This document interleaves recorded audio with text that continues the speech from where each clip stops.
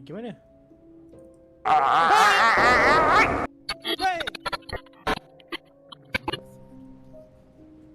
Ni je anti kena salah satu. Hello my face. Weh, biadab. Lahai selekeh lah letak sampah depan lift. Siapa letak sampah depan lift 401? Aku nak minta kau try main game Yandere Simulator. Yandere? Seorang gadis yang obses dengan lelaki dengan crush dia sampai sanggup membunuh. Before I can. Oh, dia nak duit pula. Dia nak cash apa dah ni? Hantar balik rumah budak tu. Muka rambut putih ni lah macam. Ha? Wait!